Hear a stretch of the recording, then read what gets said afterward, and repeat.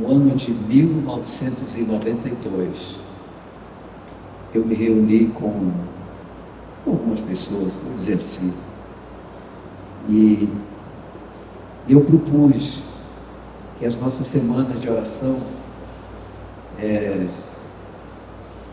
fossem, que a gente tivesse na igreja uma semana de oração de 10 dias, como os apóstolos fizeram. Mas acho que era muito cedo, a ideia não foi muito bem aceita, e acho que uns 10 anos depois, esse tipo de programa veio, e eu tenho aproveitado para fazer esse retorno ao passado, para que a gente experimente o que de fato aconteceu com aquela igreja que nascia. Como eu falei, a igreja nasceu em um cenáculo. A igreja nasceu em um ambiente de oração. A igreja nasceu enquanto orava. Nosso RG é Apocalipse 14, 6 a 12. Mas a nossa certidão de nascimento do cristianismo é Atos 2, 1 a 4. E do adventismo é Apocalipse 10. Então eu me sinto bem-aventurado de estar estudando esse tema aqui com vocês nessa semana, porque tenho vivido, tenho estudado esse tema, e quando tenha um momento da gente poder apresentar aquilo que a gente tem convivido, então me dá muita satisfação. Tenho convivido bastante com esses apóstolos, muito, e hoje nós vamos voltar ao cenáculo. Nós vamos olhar pela fresta da porta, vamos ver o que aconteceu, e é provável que tenha alguma novidade no nosso aprendizado de hoje. O nosso texto, nós temos o texto de Atos 8, que a gente tem falado aqui. A gente já pode dizer junto assim de primeira, sem repassar a matéria. Atos 8, lá, recebereis poder ao descer sobre vós o Espírito Santo e sereis minhas testemunhas. Muito bem, muito bom.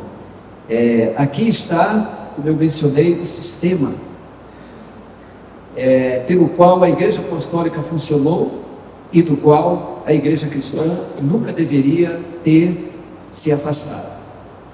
Quando olha aqui a proposta da CAN, amar e alcançar. Nenhum dos verbos pode ser experimentado sem o Espírito Santo. O amar ágape divino, só pode ser pelo Espírito Santo. E alcançar, que está relacionado com testemunhar, só pode ser depois de ter recebido o Espírito Santo. Senhor Deus, muito obrigado por estar aqui estudando esse tema. Que o Senhor possa falar no coração dessas pessoas que estão aqui, os que estão acompanhando pela internet.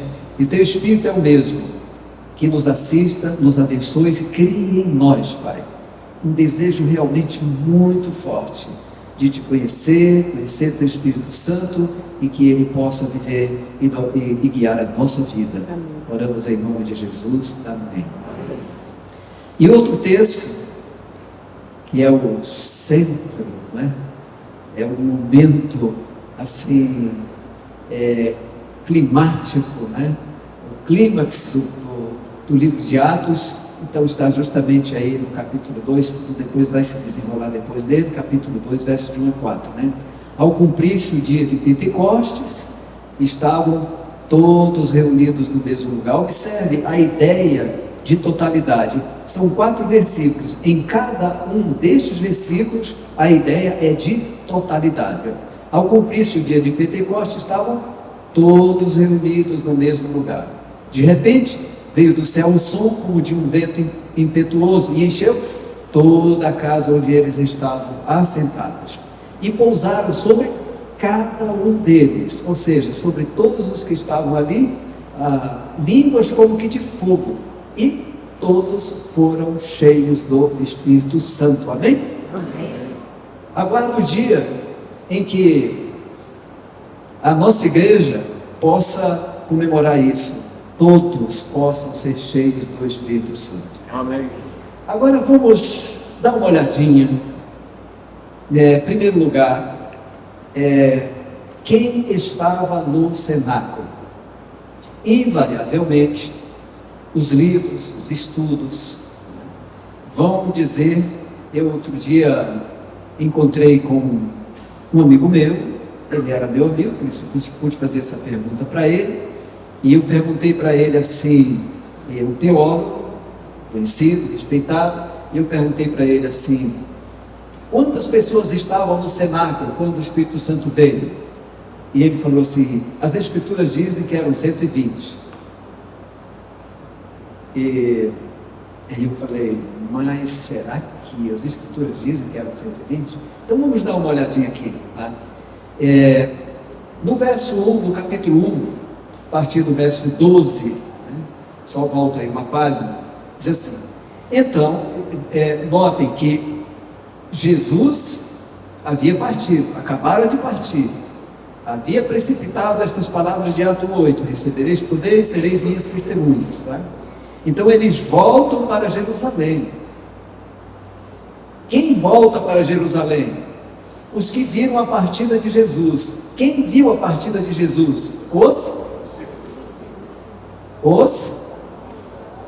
Os apóstolos, tá? Vamos fazer aqui uma diferença importante. Os apóstolos é o grupo de 12. Estes são os apóstolos, tá? Nem 13, nem 10, nem 14, 12.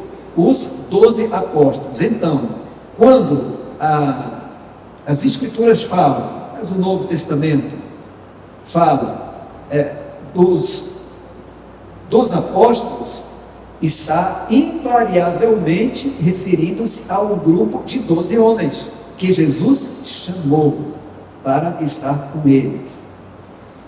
Há um outro grupo, que é um grupo maior, que em uma ocasião estavam 70, e depois, na despedida de Jesus, cerca de 500 pessoas, como já vimos aqui. Estes são os discípulos.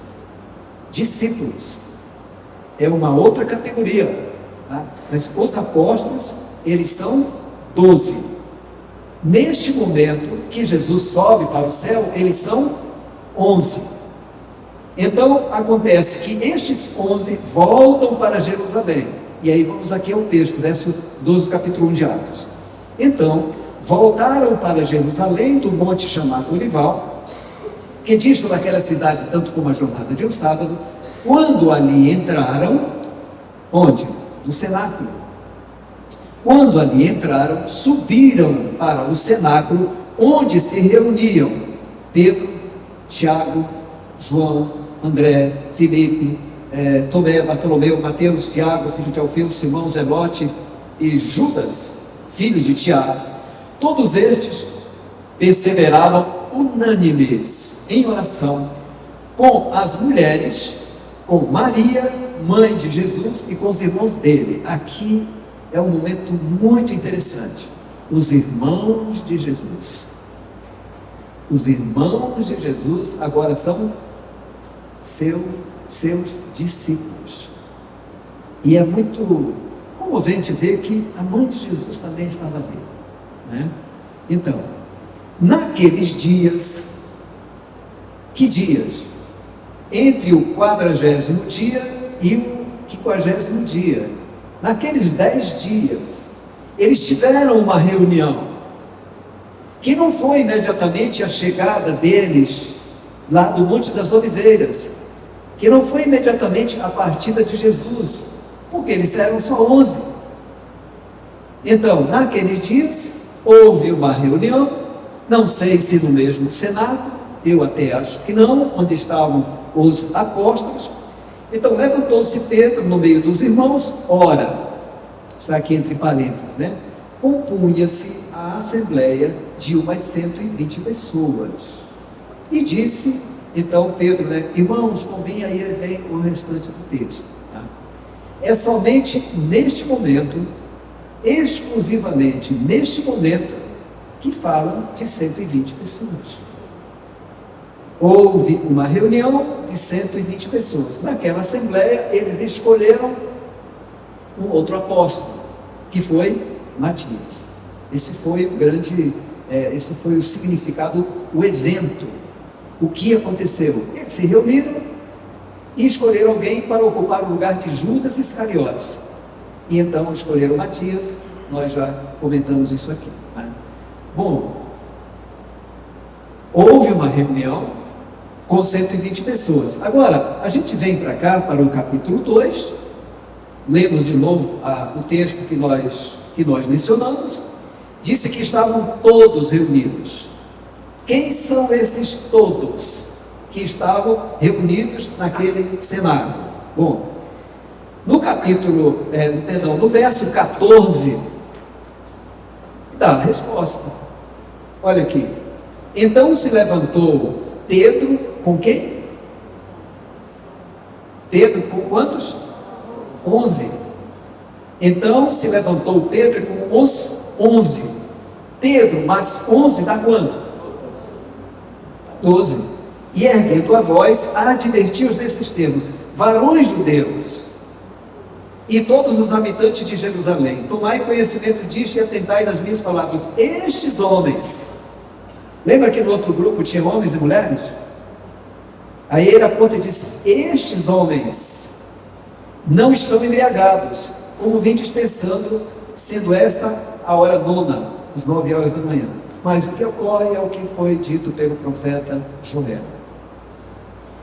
Se nós formos olhar no Espírito de Profecia, e examinei aqui, eu menciono capítulo 4, né, do livro Atos dos Apóstolos, Ellen White usa aqui, intercambiadamente, as expressões discípulos e apóstolos. Ora, como já falei, quando você usa a expressão discípulos, os apóstolos podem estar contigo. Né? É um subconjunto dentro do grande conjunto de discípulos. Os apóstolos podem estar contidos. Mas quando você fala os apóstolos, quando a Bíblia fala, a revelação fala os apóstolos, aí são somente os 12. Então ela aqui usa intercambiadamente as palavras discípulos e apóstolos. Eu marquei todas elas aqui, fiz uma exegese nesses 2 capítulos, e aqui, por exemplo, na página 38, eu leio assim: todo o céu se inclinou na contemplação da sabedoria do incomparável e incompreensível amor. Absortos em admiração, os apóstolos exclamaram: nisto está a caridade. Eles se apossaram. Eles quem? Os apóstolos. Eles se apossaram do dom que lhes era repartido. Então o dom foi dado aos apóstolos, e que se seguiu a espada do Espírito de novo afiada, com poder e banhada nos relâmpagos do céu, abriu caminho através da incredulidade, e milhares se converteram. Outro ponto interessante é que são 12 línguas e 3 regiões. Eu estudei isso com um linguista aqui do Brasil, que hoje está lecionando na Universidade de Nova York, um grande especialista em línguas. E eu fui para cima e para baixo com ele, porque mencionando aqui 15 nações ou países, né? Mas outros concordam conosco de que são 12 línguas de 3 regiões que estavam ali reunidos. Ora, se todos estavam ali e todos ouviram na sua própria língua e tinham 12 apóstolos, então há uma convergência de que 12 apóstolos falaram nas 12 línguas das nações que estavam presentes. Isso é maravilhoso. Isso é uma descoberta maravilhosa. Então, encerrando essa parte aqui, e por que é importante entendermos que tinham 12 no cenáculo? A começar porque todos os que estavam lá no cenáculo receberam o dom do Espírito Santo. E todos os que estavam no cenáculo ficaram lá 10 dias. Antes, 40 dias. Antes, 3 anos e meio. E como sabemos, aqueles apóstolos, quando eles entraram no primeiro cenáculo, que foi o cenáculo da ceia, eles estavam um empurrando o outro. Eles não eram convertidos. Eles não tinham nenhuma humildade. Eles não estavam realmente amando uns aos outros. E nem estavam dispostos a confessar os seus pecados uns aos outros. Mas no segundo cenáculo, eles entram com espíritos diferentes. E observem que eles confessam os seus pecados. Eles buscam a unanimidade. Eles se arrependem, eles buscam estarem unidos uns com os outros, amando uns aos outros, antes que o Espírito Santo chegasse. A compreensão aqui é que a chuva serôdia vai chegar, o grande derramamento do Espírito Santo vai acontecer, mas antes que o grande derramamento do Espírito Santo aconteça, nós já temos o Espírito Santo, o bastante para confessar os nossos pecados, para tirar de nós as diferenças e nos unir. Sem união, não há unção. A primeira atividade do Espírito Santo, antes de ser derramado, foi unir aqueles apóstolos. Aqueles apóstolos estavam, portanto, unidos. E eles ficaram lá no cenáculo 10 dias. Os 120 não ficaram. Por lógico, as mulheres não poderiam ficar num lugar onde estavam só homens, noite e dia, durante 10 dias, por suposto. Então, aqueles 10 homens ficaram ali. Agora, vem os pontos que eu quero destacar aqui. Na verdade, um ponto: é preciso estar no cenáculo para receber a unção.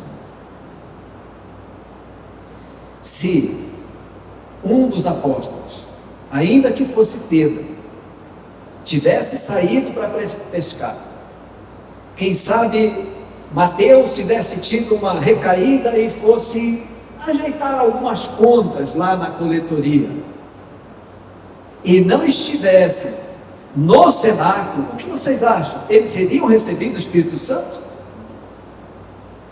É claro que não. É claro que não. Aí, digamos, naquele domingo, no amanhecer daquele domingo, Mateus estava lá na coletoria, cuidando das contas, e de repente chegou o Espírito Santo lá no cenáculo. Aí vem o Espírito Santo e pega: corre, Mateus, vai, que eu preciso ser derramado sobre você. É claro que não. Esta é uma lição preciosa para a igreja adventista desse tempo, que é morna,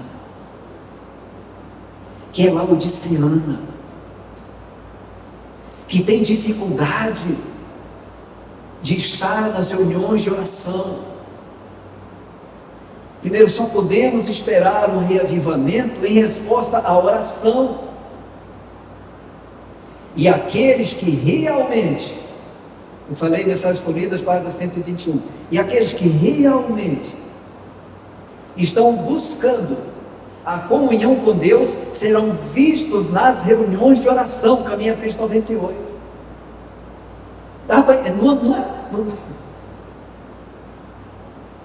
Como é que a gente não entende isso? Como é que a igreja adventista não entende isso? Os nossos templos estão ficando vazios, cada vez mais vazios nas reuniões de oração. Templos grandes na América, na Europa. Um amigo meu chegou da Europa e falou: Moura, dá pena. Igrejas completas, com tudo, porque a igreja adventista não faz só salão, ela faz igreja desde o berçário, se preocupa desde o berçário, tudo. Nós temos uma pedagogia do Evangelho. E ele disse: igrejas completas, lindas, bonitas, fechadas, porque não tem mais quem vai lá. Será que nós também estamos fazendo? Será que isso vai acontecer conosco aqui também, na América do Sul, no Brasil? O reavivamento, como nós vimos aqui, ele é pessoal, ele é presencial e ele é congregacional. Amém. Agora, eu vou apresentar aqui, e você vai colocar facilmente isso na sua cabeça, as 3 principais práticas que caracterizam e identificam o cristianismo. 3. O cristianismo está apoiado em 3 pilares.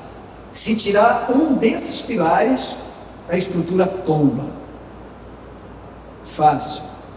Quais são os 3 pilares? Os 3 pilares que sustentam o cristianismo são a Bíblia, a oração e a congregação. Se você apenas lê a Bíblia e ora, mas não congrega, você não é um cristão. Se você congrega, lê a Bíblia e não ora, você não é um cristão. Se você ora e congrega, mas não lê a Bíblia, você também não é um cristão. Para ser um cristão, você tem que ler e estudar a palavra de Deus, você tem que orar com disciplina, com vocação, e você tem que congregar.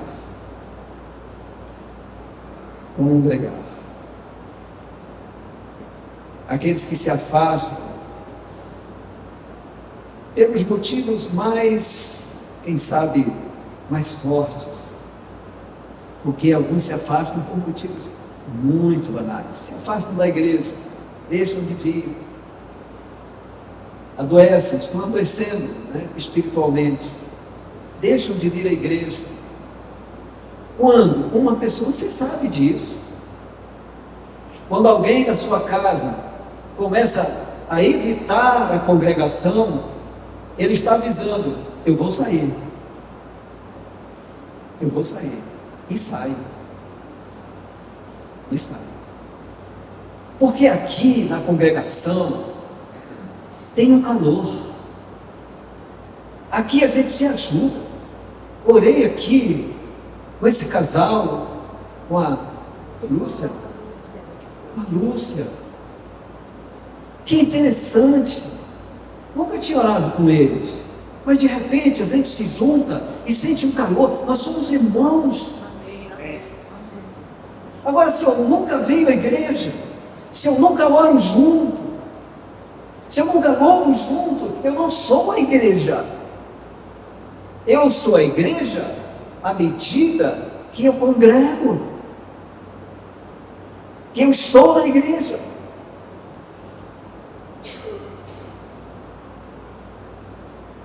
Eu tenho paixão pela igreja, estou todo arrepiado aqui. E eu vou contar agora algo para vocês, para você que está aí me acompanhando pela internet. Houve um dia, pode colocar o fundo para mim aí, por favor. Vem poema, mulher. Houve um dia que eu estava muito aflito. Muito aflito. Sabe aquele dia que não termina? A noite vai indo, 9 horas, 10 horas, mas o dia não termina. porque você está aflito. Os problemas daquele dia não foram resolvidos, a página não virou. A página não virou. E eu estava assim naquele dia, angustiado. Eu precisava falar com Deus. Eu precisava falar com Deus naquele dia que já era tarde da noite. Somente Deus poderia me ajudar. E eu estava determinado a falar com Deus. Já passavam de 11 da noite. As crianças já estavam dormindo. A minha esposa ainda estava por ali. Aproximava-se da meia-noite. Eu tentei orar, mas eu estava tão angustiado que eu não conseguia me concentrar na oração. Eu morava perto da igreja. Naqueles dias eu era pastor de igreja. Eu tinha a chave da igreja. Daí eu senti comigo o seguinte desejo: eu vou à casa de Deus.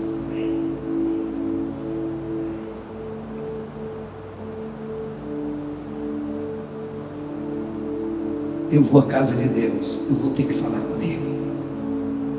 Eu preciso falar com Deus. E eu fui. Quando cheguei no portão, o sino lá da catedral, de perto de onde eu morava, começou a badalar à meia-noite. Foi badalando, fui abrindo o portão, fechei o portão, fui badalando. Eu abri a igreja, essas aberturas laterais. Quando eu estava abrindo a igreja, deu a 12ª badalada. Era meia-noite. Meu coração estava em sobressalto. Eu precisava falar com Deus. E eu fui com ousadia à casa de Deus. Deus precisava me atender. Ninguém menos que Deus satisfaria o desejo do meu coração e resolveria a angústia que me carregava no meio daquela noite. Então eu abri a porta. Eu coloquei o pé dentro. A sensação, a expectativa era enorme. Meu coração estava muito acelerado. Eu coloquei o outro pé dentro da igreja. Fechei atrás de mim a porta. E acredito, Deus estava lá.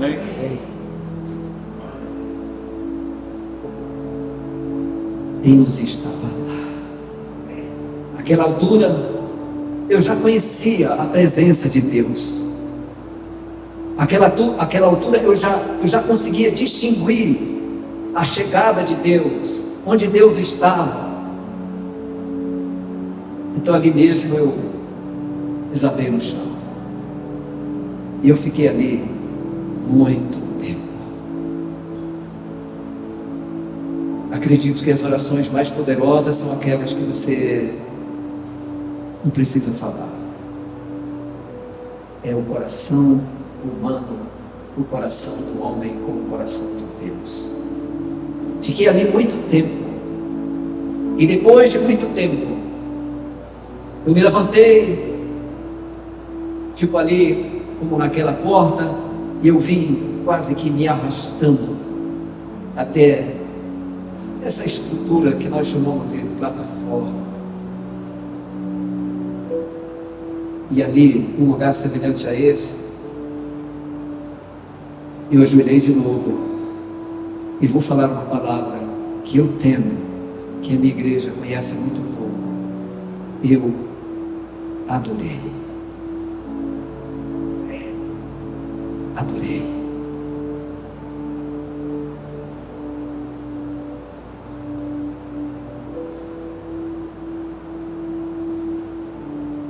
Adorei madrugada dentro, até não existir mais. Quando o dia amanheceu, eu estava totalmente aliviado, totalmente abençoado. Calma. Voltei para casa. E no dia seguinte, eu fiz este poema. Deus estava em casa. Naquele dia eu precisava encontrar-me com Deus. Havia experimentado os limites da vida e dos sonhos meus. Os caminhos escolhidos, percorridos, não me levaram a nada. Precisava falar com Deus e fui à sua casa. Aproximei-me furtivo, não bati, nem me anunciei, de coração cheio e mãos vazias. Foi assim que eu me aproximei. Fui chegando, abrindo a porta, sem saber se ele estava, mas a maior surpresa foi saber que me esperava. Imaginei-o num relâmpago, num trovão, coisa assim, rodeado de luzes, nuvens e querubins. Havia, porém, silêncio e uma paz que me acalmava, e uma linda certeza: o Senhor estava em casa. Cheios de esperança e ansiedade também. Será aqui, perguntava-me, onde tanta gente vem em busca de milagres, de poder e maravilhas, onde tanta gente encontra seu caminho, sua trilha? Pelo meio da igreja, seu espírito caminhava. Na presença do Eterno, minha alma se achava. Encontrei-o no silêncio que me trouxe tanta paz. Encontrei-me além do tempo, quase sempre tão fugaz. Esta é a casa de Deus, dizia, o santuário onde Ele vive, o lugar que Ele recebe sofredores e feridos, assim como os que venceram e trouxeram gratidão pelo sol, pela chuva, pelo teto, pelo chão. Mais do que pedir, receber ou ofertar, percebo a santidade que emana deste lugar. Acolhido pelo Pai, envolvido em comunhão, esta é a casa de Deus, santa casa de oração. Fique em pé, vamos orar. Por favor.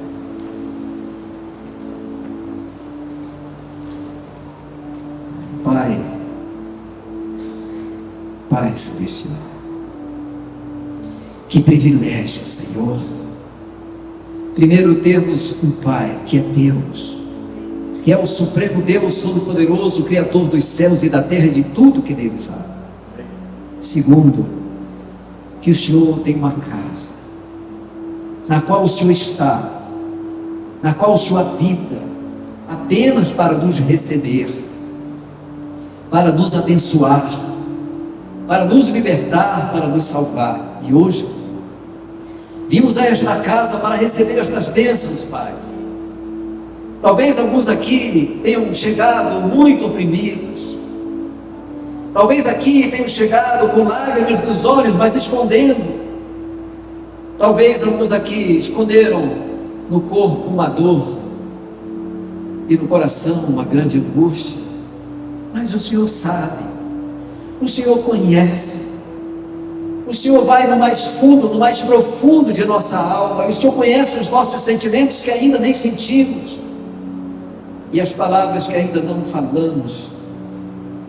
Por isso, Senhor, eu quero pedir-te, abençoa com a bênção que nós nem imaginamos receber, mas que o Senhor já tem para nós, Pai. E eu quero pedir, Pai, eu quero pedir algo que eu sinto aqui no meu coração. Traz os teus filhos para a tua casa, Pai. Traz eles para a tua casa, Senhor. Muitos deles nem sabem que o Senhor está aqui. sabe que o Senhor passou essa semana aqui, Pai. Muitos deles não sentiram a necessidade da Tua presença, a necessidade de se encontrar contigo.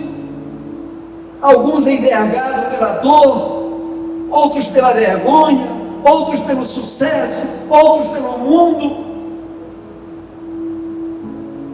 E nem sabem que o Senhor está aqui e que o Senhor veio justamente para abençoar a Tua igreja. Perdoa, Senhor, a Tua igreja. Perdoa a Tua igreja. Pai, segura a Tua mão ainda um pouco. Não traz o juízo sobre nós. Nós estamos prontos, Pai. Não, por favor, espera um pouco, Pai. Espera um pouco. Nós aqui vamos atrás deles, Pai. E vamos convidá-los. Quem sabe amanhã, que é o 7º dia, e o 9º dia deste encontro, um dia muito próximo. O 9º dia é um dia muito próximo do derramamento do Espírito Santo no Pentecostes, Pai. Quem sabe o Senhor faz o mesmo, Senhor. Quem sabe o Senhor se agrada de nós e envia de novo o Teu Espírito Santo numa grande chuva e inundará a Tua igreja. Nós oramos em nome de Jesus. Amém. Amém. Amém. Amém.